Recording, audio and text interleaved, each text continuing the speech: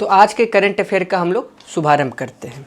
पहला देखेंगे, भारत को ऊर्जा स्वतंत्र बनाने का लक्ष्य। तो भारत सरकार ने भारत को ऊर्जा स्वतंत्र बनाने का लक्ष्य 2047 तक रखा है, 2047 तक। याद करना बड़ा आसान है। 2047 में हम लोग अपना आज़ादी का 100th ईयर मनाएंगे, शताब्दी मना लेंगे। तो उसी के उपलक्ष्य में इसको आप लोग ध्यान में रखेंगे। उदाहरण के तौर पे अगर समझिए हम विदेशों से अगर मान लीजिए 100 रुपये का माल खरीदते हैं तो 72 से अधिक रुपीज़ हम लोग सिर्फ तेल, नेचुरल गैस यानी कि ऊर्जा की आपूर्ति के लिए देते हैं, क्योंकि हमारी जनसंख्या बहुत ज़्यादा है, हमारा ऊर्जा का खपत बहुत ज़्यादा है, लेकिन हमारे पास फॉसिल फ्यूल की काफ़ी कमी है। ऑलमोस्ट हम मंगा के ही उसको यूज़ करते हैं।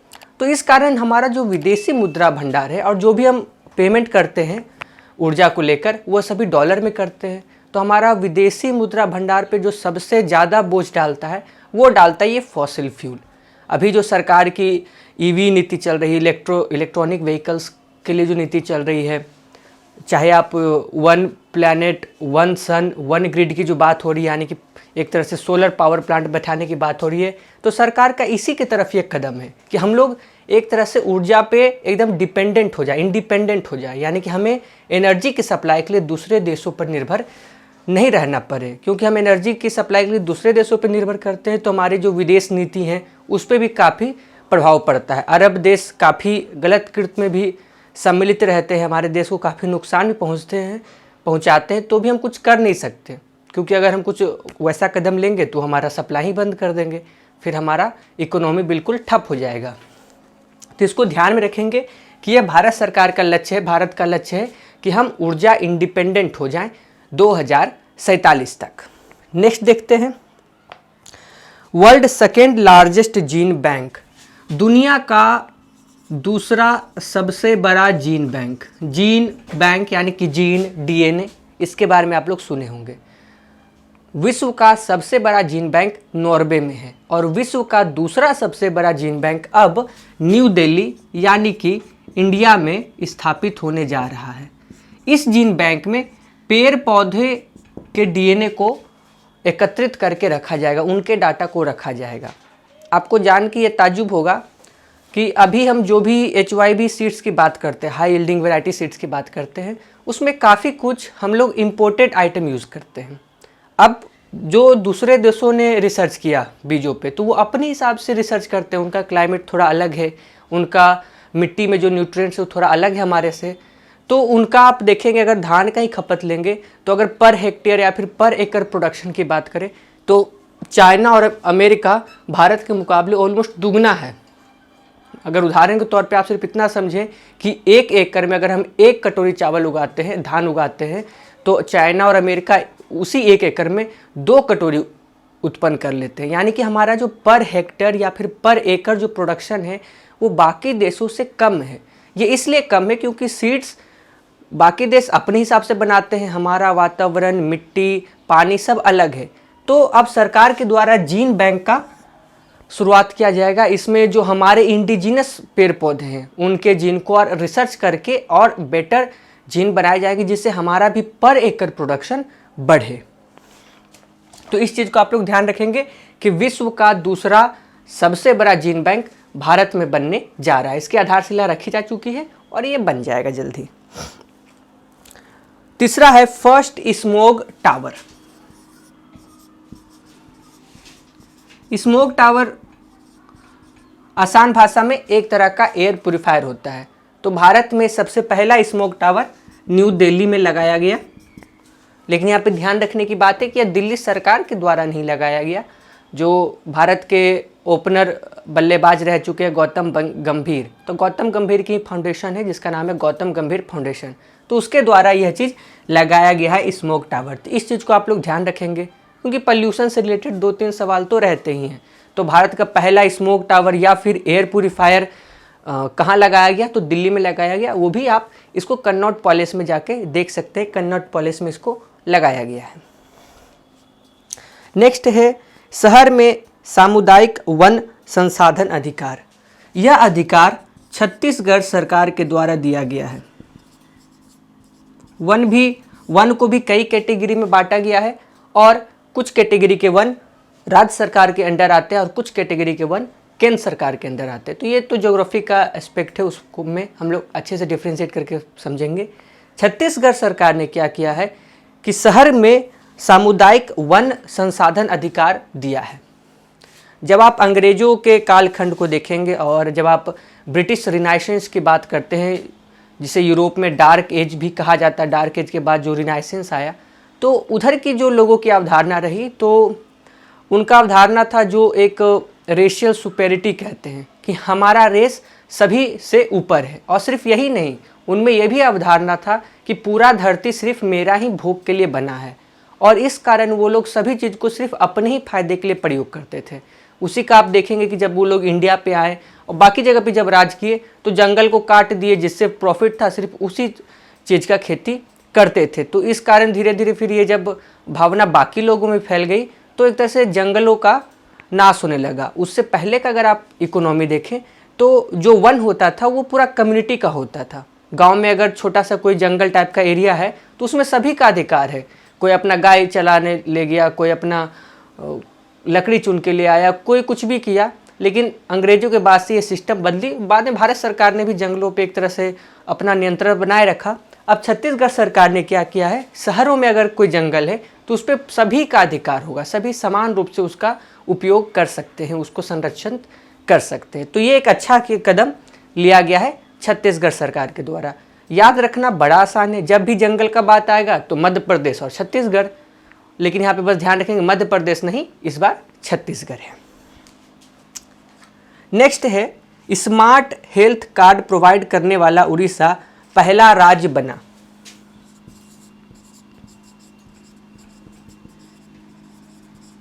Smart health card, smart health card एक तरह का डाटा होगा। इसमें कोई आदमी जीवन से लेकर उसको जो जो भी बीमारी हुआ उसका सारा रिकॉर्ड रखा जाएगा। अभी हम लोग डॉक्टर के पास जाते हैं तो भूल जाते हैं, डॉक्टर पूछता है कि हाँ आपको आज से 5 साल पहले कुछ बीमारी हुआ था कि नहीं, ऐसा कुछ हुआ था कि नहीं, तो हम लोग नहीं बता पाते हैं। तो हालांकि तो भारत सरकार का ही एक बड़ा प्लान है कि सभी लोगों का एक तरह से हेल्थ कार्ड बनेगा। आप सिर्फ वो कार्ड नंबर ले जाइएगा डॉक्टर के पास, वो अपना नंबर डालेगा, उसके पास सारा बायोडाटा आ जाएगा कि जन्म से लेके अभी तक आपको कौन कौन सी बीमारियां हुई हैं, कब कब हुई हैं। तो यह अभी फिलहाल राज्य सरकार के द्वारा, क्योंकि केंद्र सरकार एक योजना बनाती है, फिर राज्य सरकार उसको अपने स्तर पे लागू करती है। तो अभी जो लागू किया है यह उड़ीसा के द्वारा लागू किया गया है। तो इस बात को आप लोग ध्यान रखेंगे कि स्मार्ट हेल्थ कार्ड उड़ीसा के द्वारा लाया गया है। नेक्स्ट देखेंगे, पहला electric vehicle friendly highway. NH है, जितने भी हमारे नेशनल हाईवे हैं, अभी आप देख रहे हैं कि सरकार इलेक्ट्रिक वाहनों को प्रोत्साहन देने का कार्य कर रही है। अगर कोई इलेक्ट्रिक वाहन खरीदता है तो उसको सब्सिडी भी दे रही है। अगर आप 4 चक्का खरीदते हैं तो उस पर 1.5 लाख की सब्सिडी है, और अगर आप 2 व्हीलर खरीदते हैं इलेक्ट्रिक तो उस पर 10,000 से लेके 20,000 के बीच में सब्सिडी है। राज्य सरकार के हिसाब से अलग अलग डिपेंड भी करता है, थोड़ा बहुत इसमें फ्लक्चुएशन होते रहते हैं। लेकिन EV की जब बात करते हैं, इलेक्ट्रॉनिक व्हीकल्स की बात करते हैं, तो इसमें जो सबसे बड़ी समस्या ये आ रही है कि इनका रेंज के थोड़ा दिक्कत होता है। आज भारत में किसी को जम्मू कश्मीर से कन्याकुमारी जाना हो तो पेट्रोल कार या डीजल कार में उससे कोई दिक्कत नहीं होगा, अपना भराते गया और निकलते गया। लेकिन इलेक्ट्रिक व्हीकल में दिक्कत है कि आप चार्ज कीजिए, फिर 200-300 किलोमीटर जाएगा और उसके बाद फिर चार्ज करने में आपको काफ़ी टाइम लगेगा। अगर सुपर जो फास्ट चार्ज लगाए गए हैं, ठीक है, मान लें अगर आधा घंटा में 1 घंटा में वो चार्ज भी कर देते हैं, तो उसमें भी समस्या ये है कि अभी हमारे पास फास्ट चार्जर है ही नहीं, काफ़ी कमी है। तो इसी को ध्यान में रखते हुए अब नेशनल हाईवे अथॉरिटी के द्वारा ये किया गया है कि अब हाईवे पे इलेक्ट्रिक चार्जर्स सरकार के द्वारा लगाए जाएंगे। तो इसमें जो सबसे पहला हाईवे है वो है दिल्ली चंडीगढ़ हाईवे। दिल्ली चंडीगढ़ हाईवे को अब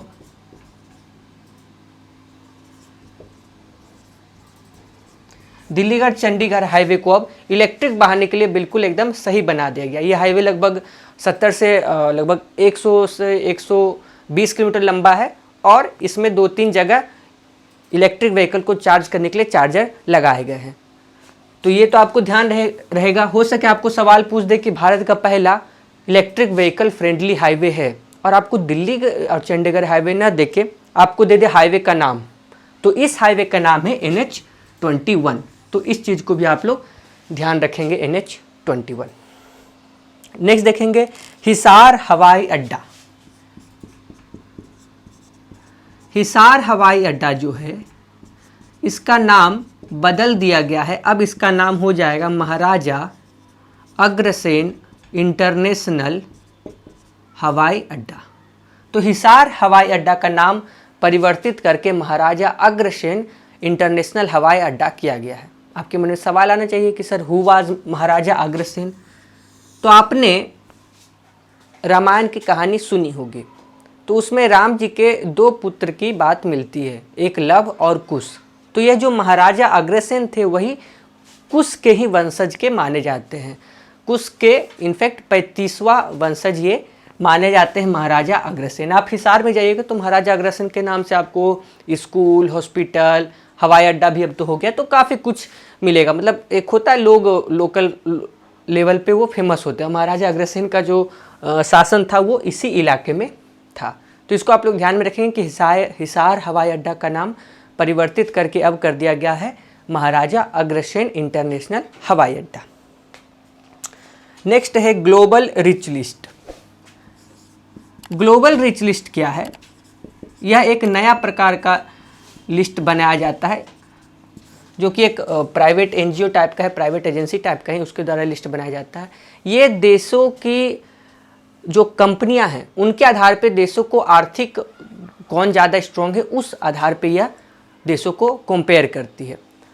आपको जान के ताज्जुब होगा कि इसमें 500 जो दुनिया की 500 सबसे बड़ी बड़ी कंपनियां हैं उनको इंक्लूड किया गया, और उन 500 में से 243 कंपनी सिर्फ USA की थी, और इस कारण USA सबसे पहला नंबर पे रहा। भारत 9th रैंक पे रहा, 9वें रैंक पे रहा, और इसमें भारत की 12 कंपनियों को शामिल किया गया है। रिलायंस, टाटा ग्रुप हो गया, आपका इन्फोसिस हो गया, TCS हो गया, इन सभी कंपनियों को शामिल किया गया। भारत में सबसे जो बड़ी कंपनी उभर के आई, जो सबसे अधिक धनवान उभर के आई, वह है रिलायंस इंडस्ट्रीज़। इस लिस्ट में यानी कि ग्लोबल रिच लिस्ट में रिलायंस का रैंकिंग 57th है। क्लियर है? यहाँ पे आपको कंफ्यूज नहीं होना है कि 243 कंपनी USA का है तो फिर रिलायंस 57 कैसे हो गया। मतलब जो 500 लिस्ट बनाई ना, 500 कंपनियों का लिस्ट, उसमें 243 कंपनी USA का था, और उस लिस्ट में रिलायंस का नंबर 57 था। और जब उसको कंट्री वाइज करके देखा गया तो इंडिया 9वें रैंक पे आया। तो इस चीज़ को आप लोग ध्यान रखेंगे। नेक्स्ट देखेंगे भारत में सबसे ऊंचाई पर स्थित हर्बल पार्क। हर्बल पार्क क्या होता है? आपने हर्बल मेडिसिन का नाम सुना होगा। तो सबसे ऊंचाई पे स्थित की जब भी बात आएगी तो वैसे जगह की बात आएगी जो ऊंचाई पे हो, हाई एल्टीट्यूड एरिया हो। तो जब इसकी बात आएगी तो चामोली, चामोली जो है वो हमारे उत्तराखंड में पड़ता है। हर्बल पार्क में जो जड़ी बूटी होते हैं, जो पेड़ पौधा होते हैं, पेड़ पौधा नहीं, जो जड़ी बूटी होते हैं जिनका औषधि महत्व होता है, उन सभी को संरक्षित किया जाता है और उन पे और कार्य किया जाता है, और नए नए जड़ी बूटियों की खोज की जाती है। तो यह काम हर्बल पार्क में किया जाता है। तो पूछा जाएगा कि भारत का सबसे ऊंचा हर्बल पार्क कहाँ पे स्थित है, तो यह इसका आंसर हो जाएगा उत्तराखंड। उत्तराखंड का ही एक जिला है चामोली, और चामोली में ही एक गाँव है, वहाँ पे इसको स्थापना की गई है। नेक्स्ट देखते हैं museum on wheels. Museum on wheels क्या है? म्यूजियम ऑन व्हील्स कोलकाता में स्टार्ट किया गया है। आप लोग को मालूम हुआ कि कोलकाता में ट्राम चलता है, ट्राम सिस्टम एक ट्रेन टाइप का होता है जो रोड पे ही चलते रहता है धीरे धीरे। अब तो सुनते हैं शायद वो सिर्फ संडे को ही चलता है। तो ट्राम को क्या किया गया, उसके अंदर से फ़ोटो वगैरह, उसके अंदर में मतलब अच्छा से उसको थोड़ा सा डेकोरेशन करके अंदर में आज़ादी के समय के फ़ोटो, कुछ स्वतंत्रता सेनानी थे उनके फ़ोटो लगाया गया, और कुछ वैसे आर्टिफैक्ट्स भी रखे गए। तो इसी सब को इसमें रखा गया है और इसी को नाम दिया गया म्यूजियम ऑन व्हील्स। मतलब आप चढ़ जाइए, ट्राम चल रहा है और आप उसमें घूम घूम के म्यूजियम का भी मज़ा ले सकते हैं। तो यहाँ पे ध्यान रखें कि म्यूजियम ऑन व्हील्स कहाँ शुरुआत किया गया, तो इसकी शुरुआत कोलकाता में की गई। नेक्स्ट है जज्बाए तिरंगा। जज्बाए तिरंगा क्या है? जज्बाए तिरंगा यह इंडियन आर्मी के द्वारा चालू किया गया। याद करने में तो कोई इसको दिक्कत होगी नहीं। जब भी जज्बाए तिरंगा, अच्छा तिरंगा के लिए जज्बा, तो इंडियन आर्मी तो सबसे पहले आ ही जाती है, तो याद करने में बड़ा आसान है। इसमें क्या है जज्बाए तिरंगा में कि 400 किलोमीटर का रिले मैराथन है। रिले मैराथन कहने का मतलब क्या होता है? आप लोग कभी कभी ओलंपिक में रिले रेस देखे होंगे। रिले रेस मतलब जैसे यहाँ पे एक आदमी है, अब मान लीजिए इसको 400 मीटर दौड़ना है और 200 मीटर पे एक और आदमी रहेगा, तो ये 200 मीटर दौड़ा और एक झंडा इसको पकड़ा देगा, फिर ये आगे का 200 मीटर दौड़ेगा, तो इसको हम लोग कहेंगे कि 400 मीटर का रिले रेस। और यहाँ पे आपको कॉमन सेंस भी काम करना चाहिए कि 400 किलोमीटर यहाँ पे जब बात हो जाता है आदमी कैसे दौड़ेगा। तो ये कैसे है कि जितना भी हमारा LOC का जो लाइन है, पूरा लाइन ऑफ कंट्रोल जो लगता है जम्मू कश्मीर में, तो उसकी लंबाई यही लगभग 413 किलोमीटर के आसपास पड़ती है लाइन ऑफ कंट्रोल की। तो इसमें क्या है कि जैसे अलग अलग जगह पे अलग अलग सेना की टुकड़ी तैनात रहती है, तो सेना की एक छोटी सी टुकड़ी झंडा लेगी और फिर दौड़ के जाएगी अगले टुकड़ी के पास, फिर अगली टुकड़ी को झंडा दे देगी, फिर वह टुकड़ी झंडा लेके आगे बढ़ेगी, फिर यह टुकड़ी को झंडा दे देगी, फिर यह आगे बढ़ेगी। तो यही 400 किलोमीटर का एक तरह से रिले मैराथन हुआ, तो इसी को नाम दिया गया जज्बाए तिरंगा। नेक्स्ट देखेंगे सेना खेल संस्थान। ये कहाँ है? सेना खेल संस्थान पुणे में है। हमारे रक्षा मंत्री राजनाथ सिंह ने क्या किया कि इस सेना खेल संस्थान का नाम बदलकर अब नीरज चोपड़ा स्टेडियम रखा गया है। तो इस चीज़ को आप लोग ध्यान रखेंगे कि सेना खेल संस्थान जो पुणे में है उसका नाम बदलकर नीरज चोपड़ा स्टेडियम किया गया है। तो यह एक महत्वपूर्ण है, क्योंकि हमारे देश में नेता वगैरह के नाम से आपको सब कुछ मिल जाएंगे, वैसे लोगों के नाम से थोड़ा कम मिलते हैं, तो इसको आप लोग ध्यान में रखेंगे, नीरज चोपड़ा स्टेडियम। नेक्स्ट है स्वीप इलेक्शन। इस नाम को बस आप लोग ध्यान में रखेंगे, SVEEP। यह एक अभियान है जो चलाया गया है इलेक्शन कमीशन ऑफ इंडिया के द्वारा। इस अभियान के तहत election commission of India Bharat के लोगों को वोट के प्रति आपको वोट देना चाहिए और जागरूकता अभियान चलाएगी और एक तरह से जानकारी देगी लोगों को कि आपको कैसे अपना मताधिकार का प्रयोग करना है। जितने भी डेवलप्ड कंट्री हैं उनमें अगर आप वोट डालने का अगर आप परसेंटेज देखें तो अगर लोगों को दो भागों में बांटा जाए, एक वैसे लोग जो 12th से बिलो हैं एजुकेशन लेवल, और एक वैसे लोग जो 12th या फिर उससे प्लस हैं, मतलब ग्रेजुएट हैं, पोस्ट ग्रेजुएट हैं। तो वेस्टर्न कंट्री में जो ग्रेजुएट लोग हैं उनकी वोट डालने की संख्या ज़्यादा है, और थोड़े से जो कम पढ़े लिखे हैं एजुकेशनल क्वालिफिकेशन, वैसे लोग थोड़ा सा वोट डालने में पीछे रहते हैं। लेकिन इंडिया में जो कम पढ़े लिखे लोग हैं एजुकेशनल क्वालिफिकेशन के हिसाब से उनकी संख्या वोट डालने में ज़्यादा है, लेकिन जो ग्रेजुएट और PG किए हुए थे उनकी संख्या कम है। तो इस पे ध्यान दे रही है इलेक्शन कमीशन, भारत सरकार भी इस पे ध्यान दे रही है कि लोगों को थोड़ा सा जागरूकता अभियान चलाया जाए कि लोग खुल के आए वोट देने। इसका आप लोग देखते हो कि इलेक्शन के टाइम में छुट्टी भी दी जाती है, जिस दिन चुनाव रहता है तो उस दिन छुट्टी भी कहीं कहीं पे दिया जाता है ताकि सभी लोग अपना मताधिकार का प्रयोग करें। नेक्स्ट है नेशनल हैंडलूम दिवस, यानी कि राष्ट्र हस्तकरघा दिवस। हैंडलूम आप लोग समझते हैं, हाथ से जो भी काम होता है, बुनकर का, खादी का, बहुत सारे ऐसे कार्य होते हैं। आपको ज्ञात होगा कि 7 अगस्त 1905 को ही जो आंदोलन चालू हुआ था, जिसको हम लोग बंगाल विभाजन और बंग भंग आंदोलन कहते हैं, तो यह 7 अगस्त 1905 को इसका शुरुआत हुआ था। उसी के उपलक्ष्य में नेशनल हैंडलूम दिवस मनाया जाता है।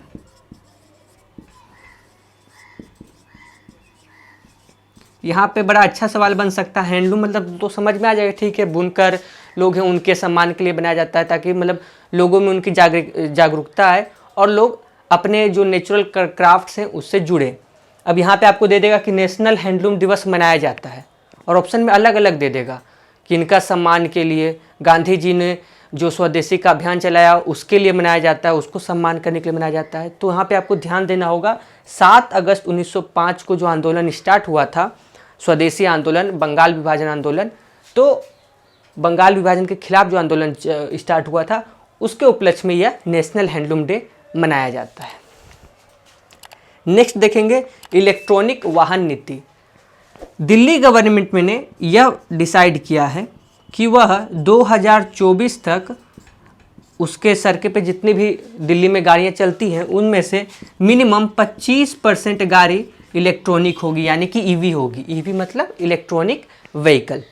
तो यह दिल्ली गवर्नमेंट के द्वारा ऐसा एक तरह से संकल्प लिया गया है। तो पूछा जाएगा कि किस राज्य सरकार के द्वारा ऐसा संकल्प लिया गया है कि 2024 तक 25% गाड़ियाँ इलेक्ट्रॉनिक व्हीकल होंगी।